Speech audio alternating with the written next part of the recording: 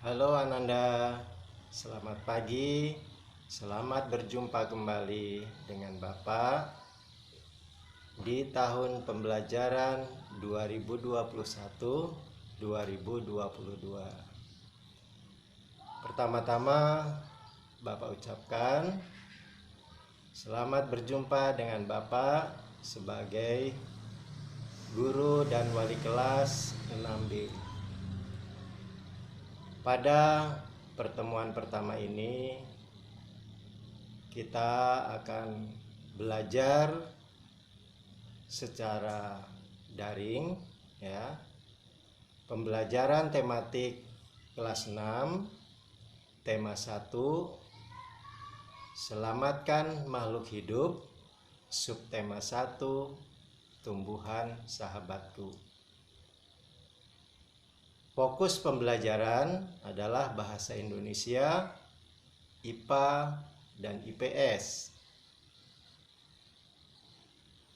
Tujuan dari pembelajaran adalah yang pertama, menemukan informasi dan ide pokok dari teks laporan dan mengisi peta pikiran yang disediakan. Kedua, mengamati tanaman dengan perkembangbiakan generatif dan manfaatnya.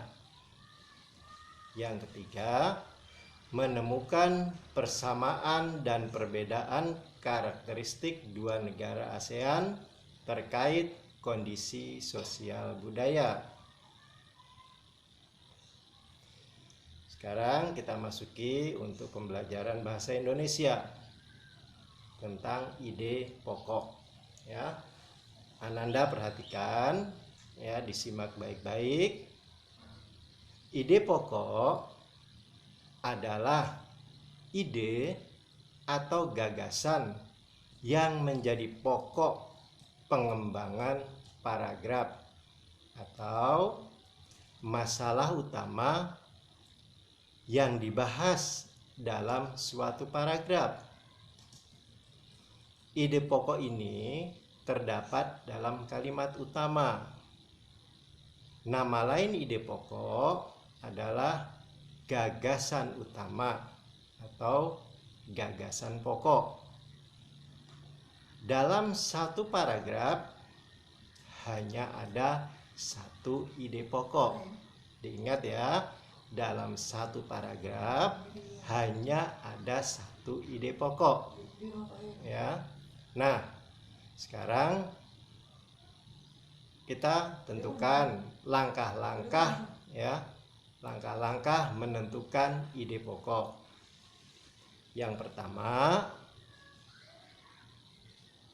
bacalah bacaan dengan baik dan benar. Yang kedua, telaah tentang isinya. Yang ketiga, tentukan ide pokok paragrafnya. Nah, kita menentukan ide pokok paragrafnya bagaimana? Nah, Ananda perhatikan. Yang pertama adalah kita harus mengenali kalimat utama. Ya. Biasa di awal kalimat. Yang kedua, mengulangi kata-kata dalam kalimat utama yang tidak perlu. Ya, mengurangi kata-kata dalam kalimat utama yang tidak perlu. Yang ketiga, membalik kalimat utama atau mengumpulkan kalimat utama. Dan yang keempat adalah menyimpulkan isi paragraf.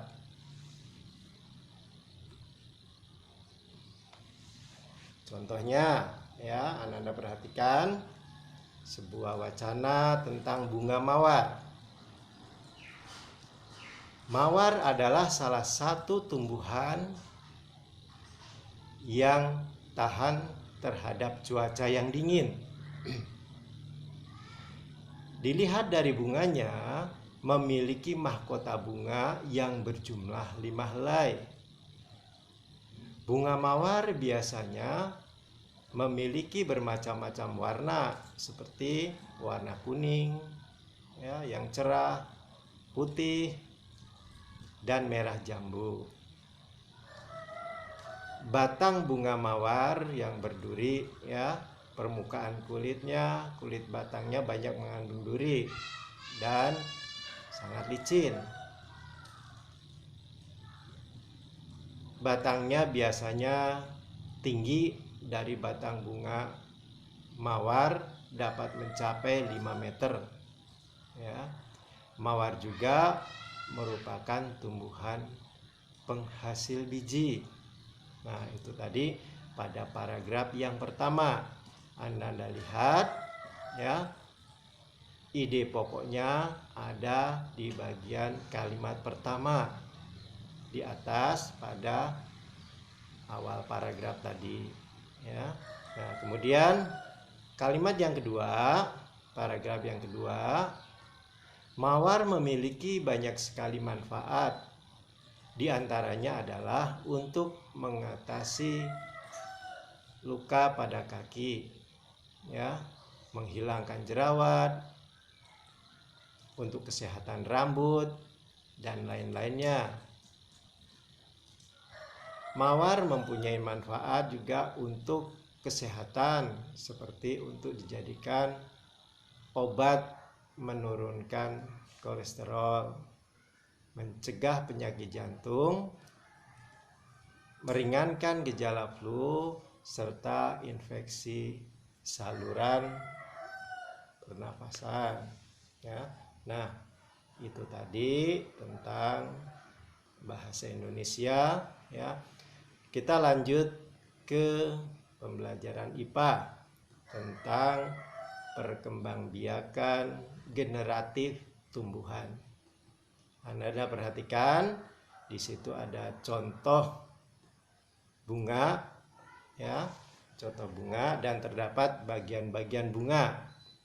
Antara lain ada mahkota bunga, ya, warnanya yang menarik, biasanya itu untuk menarik daya tarik serangga untuk datang hinggap dan membantu penyerbukan. Yang kedua ada kepala sari, kemudian ada benang sari, ada kepala putik, ada tangkai putik, kemudian ada bakal biji, kemudian ada tangkai bunga, ada dasar bunga, juga ada kelopak bunga. Itu tadi merupakan bagian-bagian bunga sempurna. Nah, sekarang kita bahas mengenai proses perkembangbiakan generatif pada tumbuhan, ya. Perkembangbiakan generatif tumbuhan disebut juga perkembangbiakan secara kawin, ya, melalui proses penyerbukan dan pembuahan. Yang kedua, penyerbukan adalah peristiwa jatuhnya serbuk sari ke kepala putik, ya. Berikutnya, pembuahan adalah peleburan serbuk sari atau sel kelamin jantan, ya. Jadi serbuk sari itu sel kelamin jantan, ya, atau spermatozoid dengan kepala putik. Jadi kepala putik ini adalah sel kelamin betina atau sel telur pada bunga. Peristiwa pembuahan terjadi di ruang bakal biji yang tadi sudah kita lihat di penampang bunga tadi, ya. Lalu dari peristiwa pembuahan akan menghasilkan zigot, ya. Zigot akan berkembang menjadi lembaga atau calon tumbuhan baru, ya. Lembaga adalah calon tumbuhan baru. Lalu berkembang menjadi bakal biji. Selanjutnya, bakal biji berkembang menjadi biji dan bakal buah. Kemudian, bakal buah berkembang menjadi daging buah.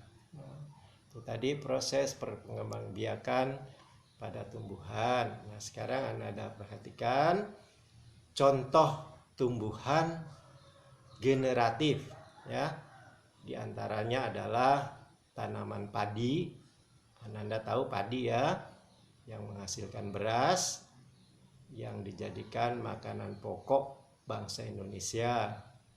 Kemudian ada buah durian, ada buah jambu biji, ada mangga, ada tanaman jagung, dan masih banyak sekali contoh tumbuhan generatif yang ada di sekitar Ananda. Ya, kita lanjut ke pembelajaran berikutnya. Ya, tadi IPA sudah kita lewatkan. Sekarang kita masuk ke pelajaran IPS. Ya, nah, Ananda bisa memperhatikan di situ ada lambang, ya, sebuah lambang ASEAN, ya, yang di bawahnya ada 10 bendera ASEAN, ya, melambangkan negara-negara peserta ASEAN. Nah, apa itu ASEAN? Nah, Anda simak ya. ASEAN adalah singkatan dari Association of Southeast Asia Nation. Kalau di bahasa Indonesia kan adalah Perhimpunan Bangsa-Bangsa Asia Tenggara. Ya.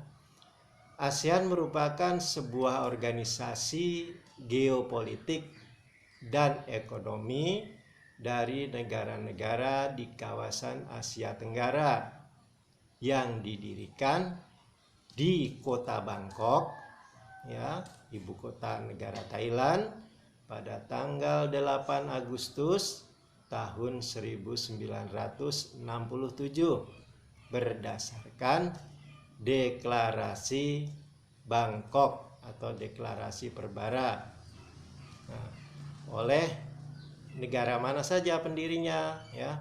Pelopor pendiri ASEAN pada waktu itu ada 5 negara, ya, antara lain Indonesia, Malaysia, Filipina, Singapura, dan Thailand. Menteri Luar Negeri yang menandatangani Deklarasi Bangkok kala itu ada 5 orang sesuai dengan 5 negara pendirinya. Antara lain Menteri Adam Malik, ya, Menteri Luar Negeri Adam Malik dari negara Indonesia. Kemudian Narcisco Ramos dari Filipina. Kemudian Tun Abdul Rajak dari Malaysia. Kemudian S. Rajaratnam dari Singapura, dan Tanat Koman dari negara Thailand. Sekarang contoh kerjasama ASEAN dalam bidang sosial budaya, ya. Banyak kerjasama ASEAN, ya. Tetapi yang kita bahas kali ini adalah contoh kerjasama ASEAN dalam bidang sosial budaya, ya. Apa saja contohnya? Nah, silakan simak kembali Ananda, ya. Yang pertama adalah penanganan narkoba dan solusinya, ya. Anda tahu ya, narkoba merupakan obat-obatan yang terlarang yang bisa merusak generasi muda, dan solusinya, cara penanggulangannya bagaimana, ya. Kemudian yang kedua, penanggulangan dampak bencana alam, ya. Anda tahu bencana alam di negara ASEAN ini banyak, ya.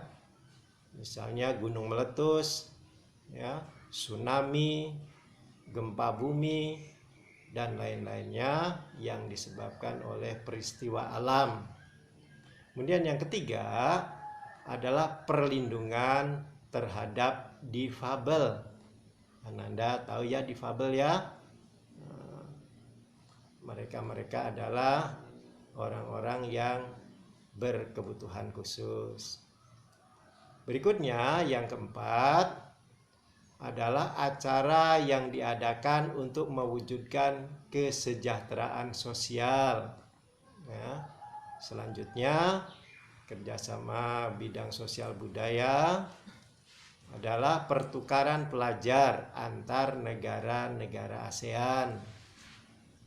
Selanjutnya lagi kegiatan olahraga internasional yang melibatkan seluruh anggota ASEAN yang biasanya disebut dengan Southeast Asian Game atau SEA Games.